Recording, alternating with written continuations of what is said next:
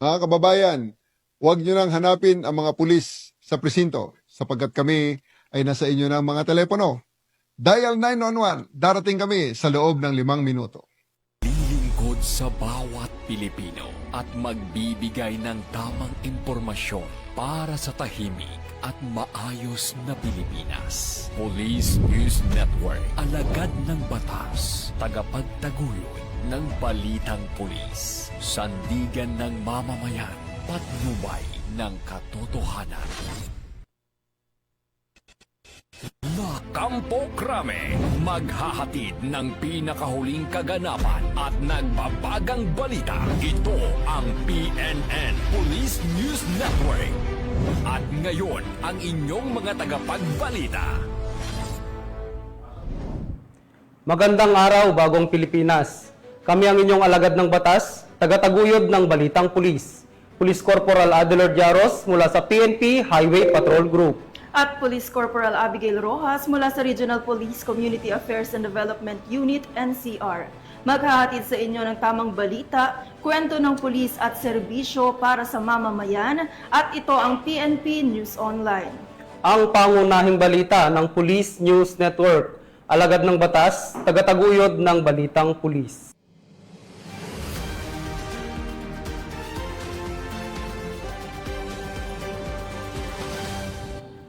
Narito ang mga balitang dapat niyong abangan. Aabot ng 13.6 milyong pisong halaga ng shabu na sabat sa Lanao del Sur. Tangkang magpakamatay, agad nirespendahan at iniligtas ng RMFB NCRPO sa Taguig City. At EPD Pasig City Police Station muling nagpakita ng bilis at husay sa 5-minute response simulation exercise.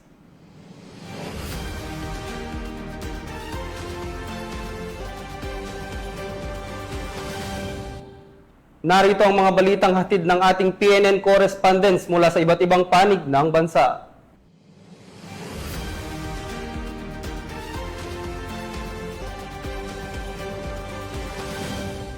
Simulan natin ang balita mula sa bahagi ng Luzon.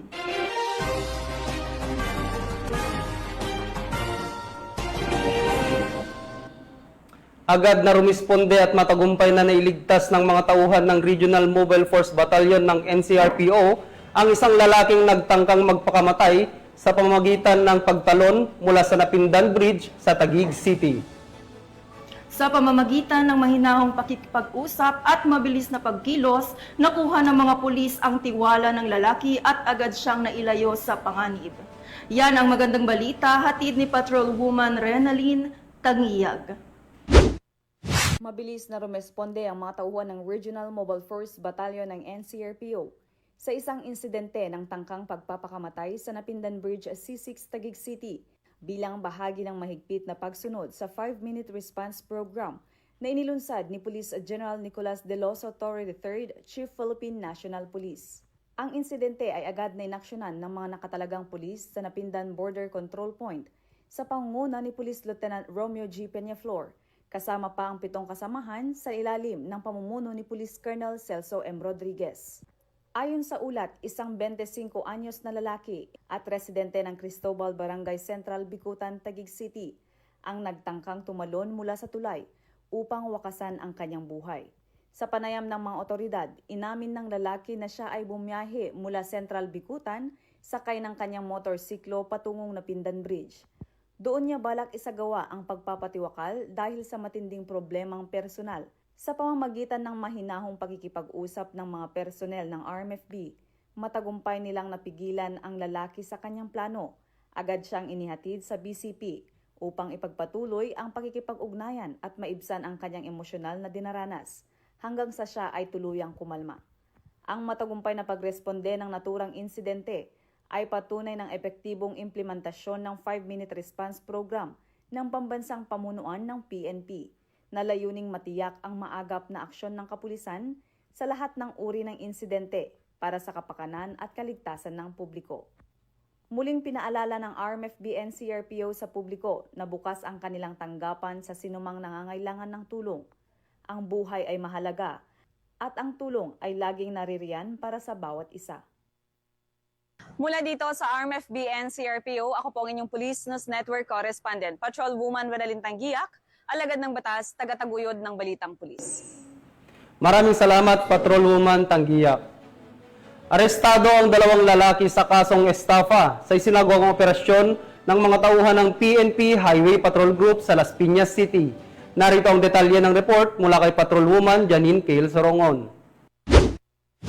Dahil sa walang kapagura ng HPG sa pagtugis sa mga kriminal na lumalabag sa batas, kulungan ng bagsak ng magamang suspect sa kasong estafa nang magsagawa ng intel-driven follow-up operation ang Regional Highway Patrol Unit NCR Intelligence Branch sa pamumuno ng kanilang Regional Chief na si Police Colonel Joel B. Hukutan sa SM Center Las Piñas City at sa kahabaan ng Alabang sa Pote Road, Las Piñas City noong 17 ng Hunyo taong kasalukuyan.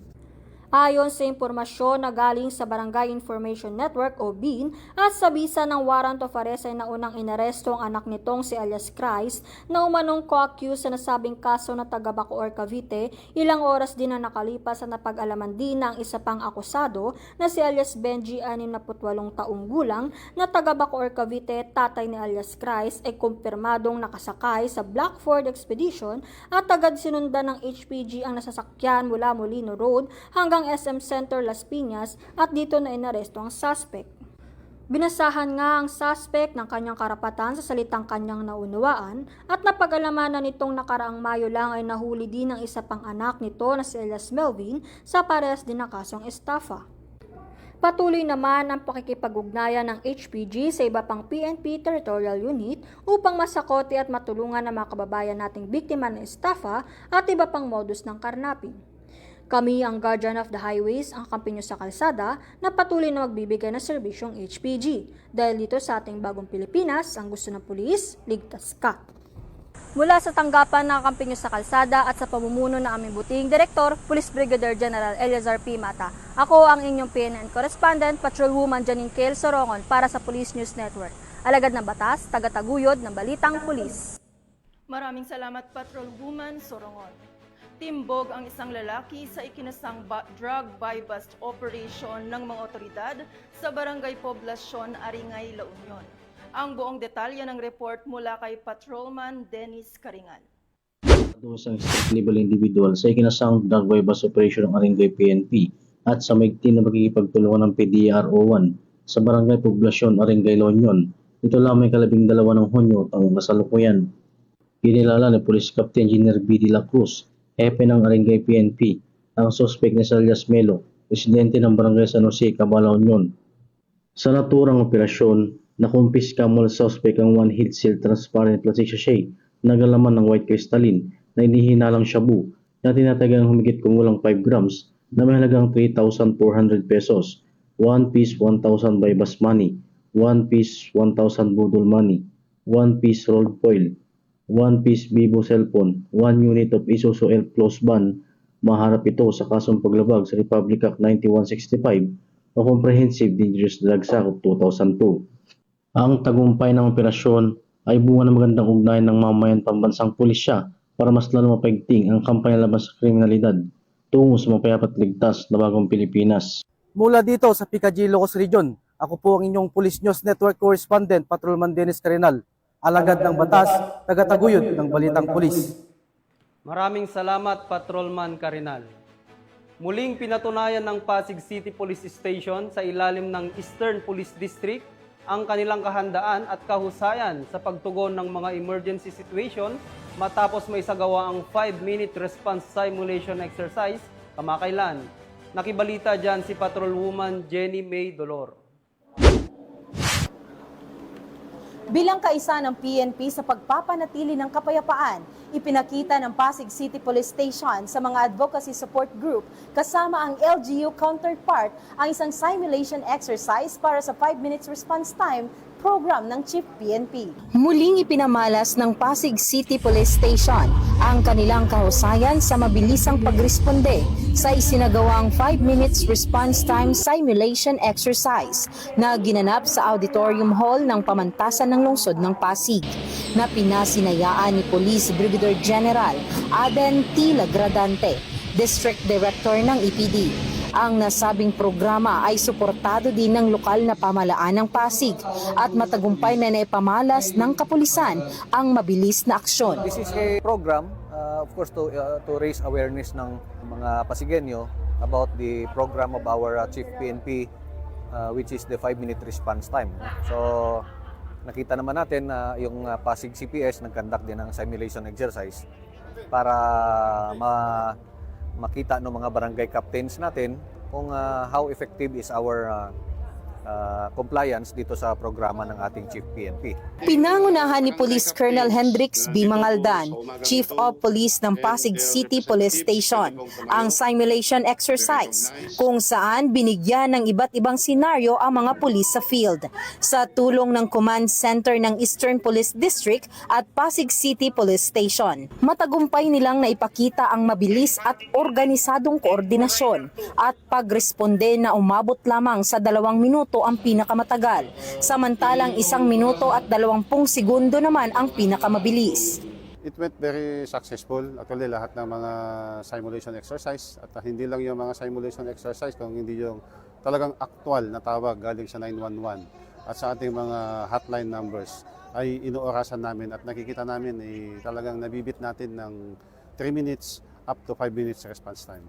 Kasama sa nasabing aktibidad ang mga barangay chairman, tanod, force multipliers, BPATs at iba pang civilian volunteers mula sa iba't ibang barangay ng Pasig City na buong pusong sumuporta sa programa.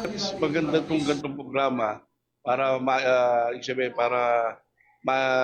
i-deliver sa mga bawat barangay sa Pasig na yung programa ng ating nasyonal na PNP na yung 5 minutes na responde, sa tingin ko naman magiging effective yan. Sabi nga ni COP kanina, hindi naman magiging effective yung programa na yan kung walang yung magandang coordination sa bawat barangay. Samantalang nagkaroon naman ng signing of pledge of commitment sa pagitan ng kapulisan ng EPD Pasig City Police Station at mga dumalo sa nasabing aktibidad. Ito ay nagpapatunay ng pagkakaisa ng pulisya at komunidad para sa isang ligtas, mapayapa at maunlad na bagong Pilipinas.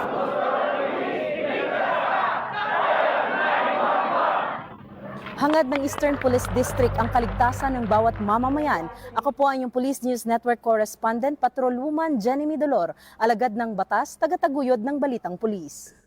Maraming salamat, Patrolwoman Dolor. Formal nang isinagawa ang signing of Broadcast Partnership Agreement sa pagitan ng Police Regional Office 5 at Far East Broadcasting Company Philippines Incorporation sa isang makabuluhang seremonya sa Legazpi City. Ang balita mula kay Patrolwoman Carmela Bianca. Formal na nilagdaan ang isang kasunduan sa pagitan ng Police Regional Office 5 at Far East Broadcasting Company Philippines Incorporated sa Camp Brigadier General Simeon A. Ola, lungsod ng Legazpi. Layunin ng kasunduang ito na palakasin at palawakin ang abot ng mga programa at inisyatiba ng Pro5 sa pamamagitan ng epektibong pagpapalaganap ng impormasyon sa mga komunidad sa buong rehiyon ng Bicol. Bilang bahagi ng kasunduan, maglalaan ng FEBC Philippines ng isang espesyal na segment para sa Pro5 sa ilalim ng programang Oras na Bicolandia, Serbisyong Kariyan, Tatak Kariyan. Sa pamamagitan ng segment na ito, magkakaroon ng pagkakataon ang Pro5 na magtampok ng mga lingguhang panauhin na magbabahagi ng mga balita, kwento ng tagumpay at mahalagang kaganapan na nagpapakita ng patuloy na dedikasyon ng organisasyon sa paglilingkod sa publiko. Ang kolaborasyong ito ay isang mahalagang hakbang tungo sa pagpapabuti ng ugnayan sa komunidad at pagpapalaganap ng impormasyon sa pamamagitan ng epektibo at tuloy-tuloy na komunikasyon. Mula dito sa Legazpi City, Albay, ako ang inyong PNN Correspondent, Patrolwoman Carmela Bianca Panganiban, alagad ng batas, tagataguyod ng Balitang Pulis. Maraming salamat, Patrolwoman Panganiban. Bilang bahagi ng kanilang patuloy na serbisyo para sa komunidad, matagumpay na isinagawa ng Alfonso Lista PNP katuwang ang kanilang mga stakeholders ang isang medical mission sa Barangay Ngileb, Alfonso Lista, Ifugao. Nakatutok dyan si Patrolwoman Lizelle Digman. Tagumpay na nagsagawa ng medical mission ang mga tauhan ng Alfonso Lista Municipal Police Station katuwang ang kanilang mga stakeholders sa Barangay Ngileb, Alfonso Lista, Ifugao nito lamang ika-22 ng Hunyo taong kasalukuyan. Ang nasabing medical mission ay naisakatuparan sa pangunguna ni Police Captain Ruben C. Balanoy, Acting Chief of Police ng Alfonso Lista Municipal Police Station, sa pakikipagtulungan kina Dr. Arian S. Taclay, Dr. Cherean P. Alipio Ibasco, Alfonso Lista Municipal Health Office na kinakatawan ni Dr. Criza B. Onyate, mga tauhan ng Lamot Municipal Police Station, 2nd Ifugao Provincial Mobile Force Company kasama ang Alfonso Lista Ministers Association at KK. Alfonso Lista Chapter. Ang mga residenteng benepisyaryo ng nasabing misyon ay nakatanggap ng libreng serbisyong pang-medical tulad ng libreng konsultasyon at libreng gamot at bitamina. Maliban dito, naghandog rin ang mga tauhan ng 2nd Ifugao Provincial Mobile Force Company ng libreng gupit sa mga bata at ilan pang mga residente. Nagsagawa rin ng isang parlor games na nagdulot ng tuwa't galak sa mga batang benepisyaryo. Samantala, pinasalamatan ni Police Captain Balanoy ang mga stakeholders na nakibahagi sa tagumpay ng nasabing misyon, gayon din ang suporta mula sa lokal na pamahalaan ng Alfonso Lista. Ang aktibidad ay isang patunay sa serbisyong nagkakaisa ng pulisya, stakeholders at pamahalaan tungo sa positibong pagbabago, tungo sa maunlad, malusog at ligtas na bagong Pilipinas. Mula dito sa Rehiyon Cordillera, ako ang inyong PNN correspondent, Patrolwoman Digman, alagad ng batas, tagataguyod ng Balitang Pulis. Woman Digman. Tunghayan naman natin ang mga balita mula sa Visayas.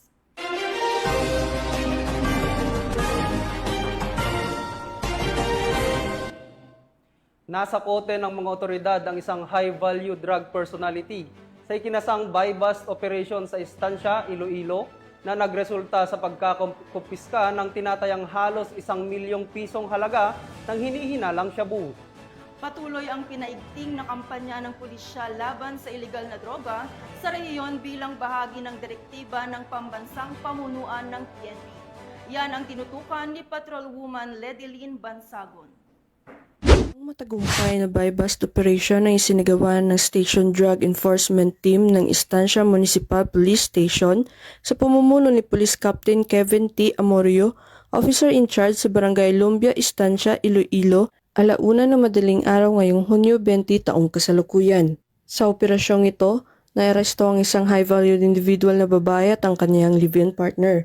Kinilala ni Police Captain Amorio ang pangunahing suspect sa alias na An-An, 22 taong gulang, isang kasambahay at residente ng Purok 1, Barangay Ipil, Balasan, Iloilo. Si An-An ay kinilala bilang high-valued individual at dati nang naaresto noong September 2023 sa Limeray, Iloilo dahil sa paglabag sa Republic Act 9165, ngunit pansamantalang nakalaya matapos magpiyansa noong second quarter ng 2024.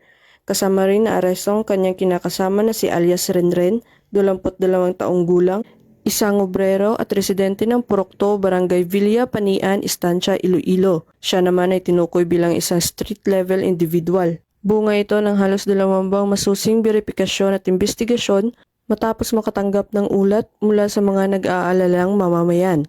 Nasamsa mula sa mga sospek ang tinatayang 137 na gramo ng hinihinilaang shabu na may halagang humigit kumulang 932,144 pesos base sa standard drug price. Batay sa paunang investigasyon, sinasabing mula sa Iloilo City kinukuha ng mga sospek ang kanilang supply ng illegal na droga na pagkatapos ay kinakalat sa iba't ibang bahagi ng Estancia. Sa ngayon, nasa kustudiya na ng Estancia Municipal Police Station ang 2 sospek at nahaharap sa kasong paglabag sa RA 9165 o ang Comprehensive Dangerous Drugs Act of 2002. Ang matagumpay na operasyong ito ay patunay ng hindi natitinag na paninindigan ng kapulisan sa buong Western Visayas sa pagsugpo sa iligal na droga at pagsuporta sa pulisiya ng Philippine National Police sa ilalim ng Pro 6 on Top initiative na layuning protektahan ng komunidad laban sa mga mapanirang bisyo. Mula dito sa Police Regional Office 6, ako ang inyong Police News Network Correspondent, Patrolwoman Ledelyn Bansagon, alagad ng batas, tagataguyod ng Balitang Pulis. Maraming salamat, Patrolwoman Bansagon. Sa kulungan ng bagsak ng isang lalaki matapos itong maaresto ng mga operatiba ng Tagbilaran City PNP sa isinagawang hot pursuit operation kaugnay ng kasong pagnanakaw. Ang report mula kay Patrolwoman Annalyn Canoog. Kalaboso ang isang 48 taong gulang na lalaki matapos ang mabilis na hot pursuit operation ng mga tauhan ng Tagbilaran City Police Station kaugnay ng isang insidente ng pagnanakaw sa isang bahay sa Barangay Buoy, Tagbilaran City, Bohol, bandang 12:35 ng madaling araw ng 23 ng Hunyo sa taong kasalukuyan. Kinilala ni Police Lieutenant Colonel John Karen Escobar, Chief of Police ng Tagbilaran City Police Station, Bohol Police Provincial Office ang suspect na si Jesus, 48 taong gulang, residente ng Purok 4, Mag-Aso Street, Barangay Taluto, Tagbilaran City, Bohol. Ayon sa punong investigasyon, galing sa isang Thanksgiving ang mag-asawang biktima nang mapansin nila na nabasag ang sliding door ng kanilang dining area. Agad nilang sinuri ang loob ng bahay at nataklasang nawawala ang pera na nagkakahalaga ng 50,000 pesos na nakalagay sa isang pouch, pati na rin ang ilang alahas na inilagay sa ibabaw ng refrigerator. Nagsagawa ng hot pursuit operation ng mga kapulisan kasama ang mga biktima na nagresulta sa pagka-aresto sa suspect. Na-recover mula sa pag-iingat ng suspect ang 33,000 na cash, mga alahas at ang pouch na pinaglagyan ng pera. Agad na dinala ang suspect sa presinto at kasalukuyang nasa kustodiya ng kapulisan habang nahanda ang kaukulang kaso na isasampa laban sa kanya. Kamakailan ay mabilis nating naresto ang isang suspect sa pagnanakaw sa Mag-Aso Street, Tagbilaran City. Dahil sa agarang pagresponde ng ating mga pulis sa tulong ng CCTV footage at sa kooperasyon ng mga biktima, nakuha ang pirang ninakaw at ang mga alahas sa loob lamang ng ilang oras. Ito ay patunay sa pamumuno ng ating kasalukuyang Chief PNP sa pagpapalakas ng mabilis at epektibong pagresponde sa bawat tawag para sa kaligtasan ng publiko. Kaya't hinihikayat ko ang lahat na mananatiling alerto. Siguruhing ligtas ang inyong mga tahanan at agad ipaalam sa pulis ang anumang hinahinalang gawain sa inyong lugar.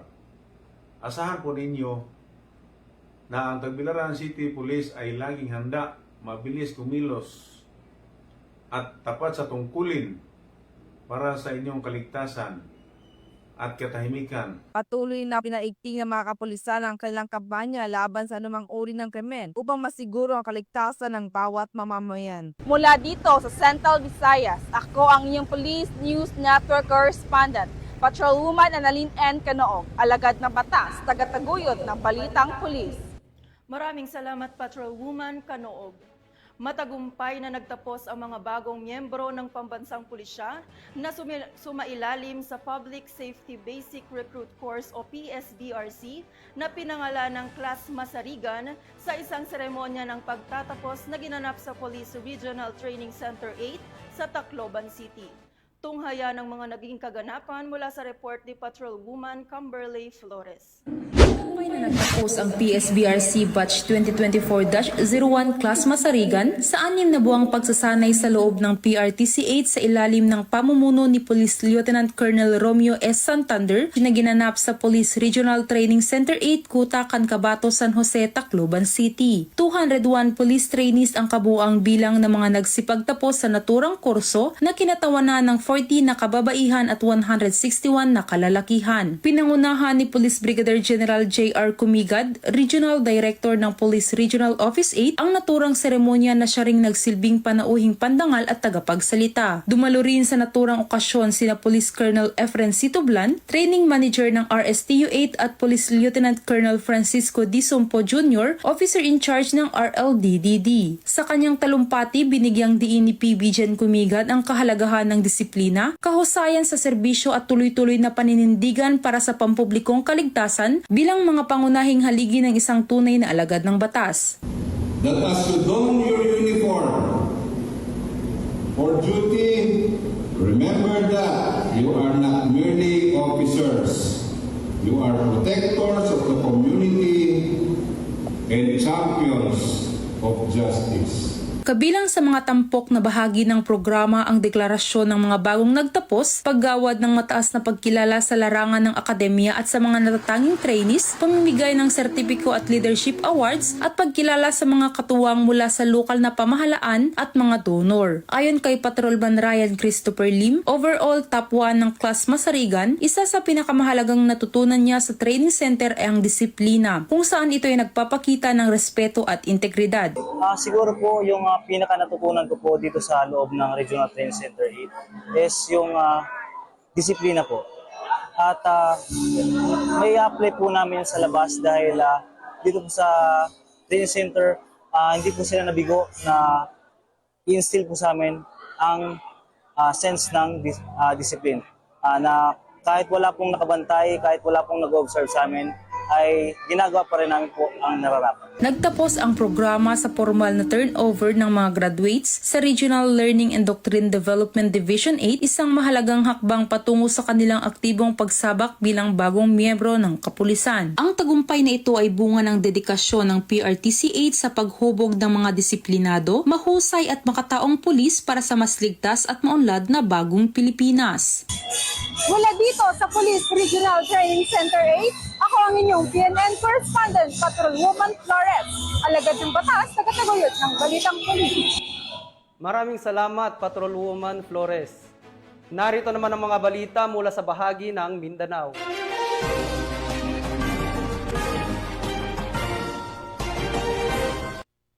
Isang high-value drug target ang naaresto at tinatayang 13.6 bilyong pisong halaga ng hinihinalang shabu ang nasamsam sa ikinasang joint buy-bust operation ng PNP at Philippine Drug Enforcement Agency sa Lanao del Sur.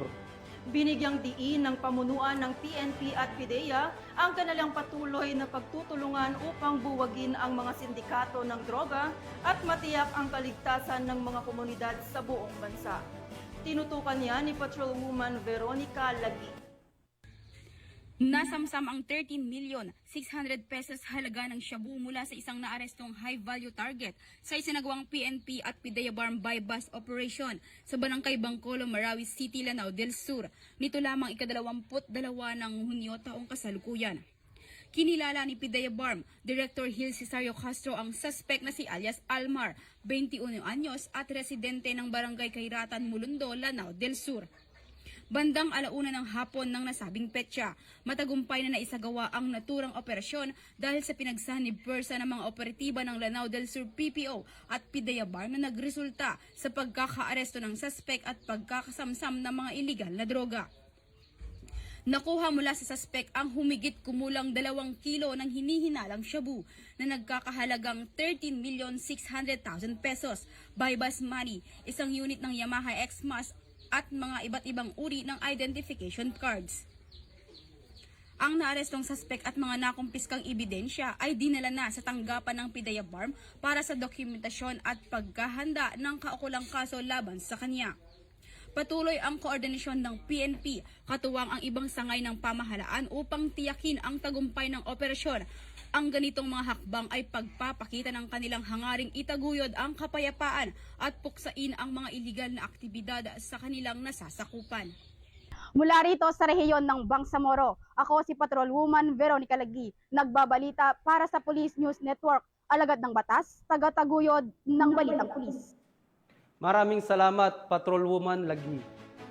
Hindi na nakapalagpa ang 3 drug suspect matapos maaresto sa isinagawang drug buy-bust operation sa Kalilangan, Bukidnon. Nakibalita dyan si Patrolwoman Danessa Berdos.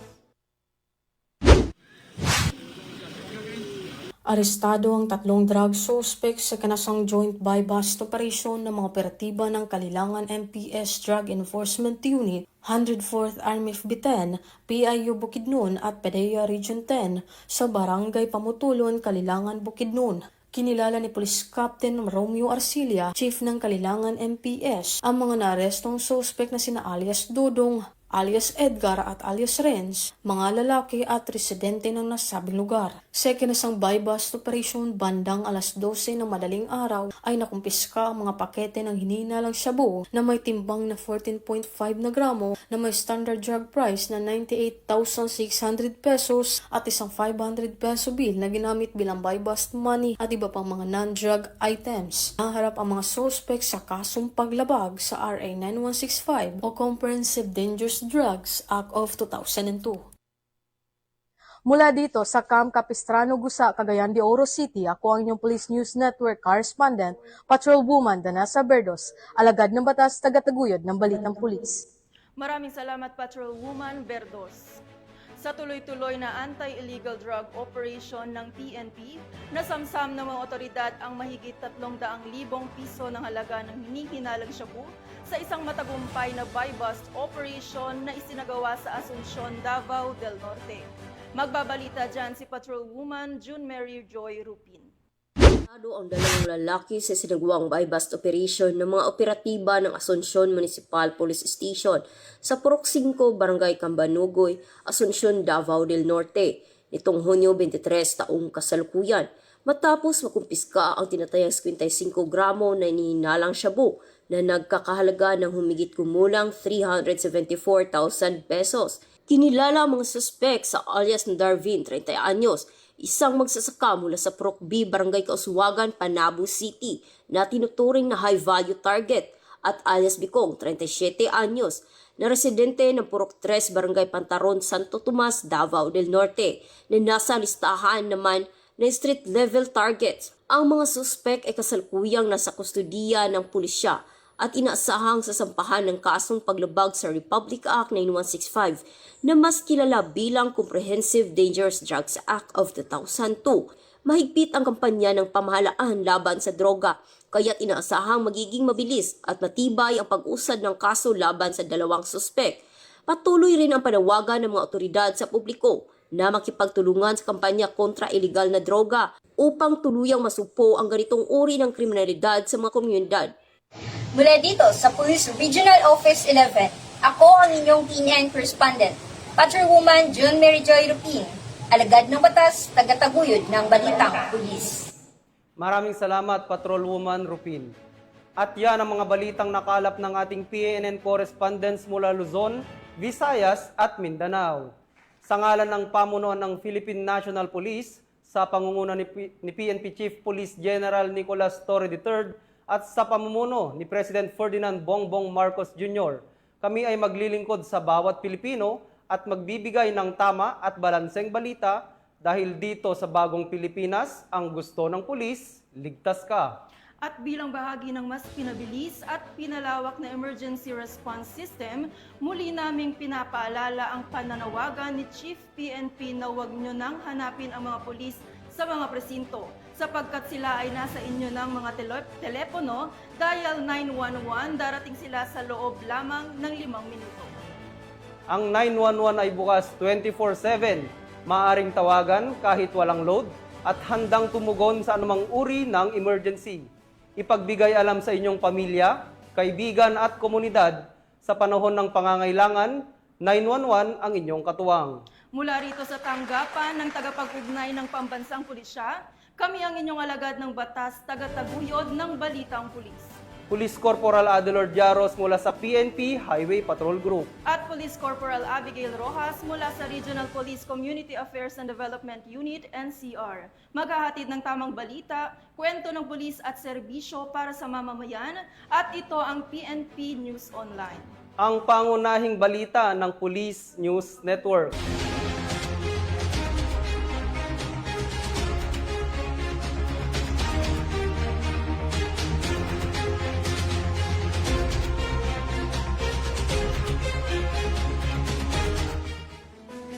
Police News Network, alagad ng batas, tagapagtaguyod ng balitang pulis.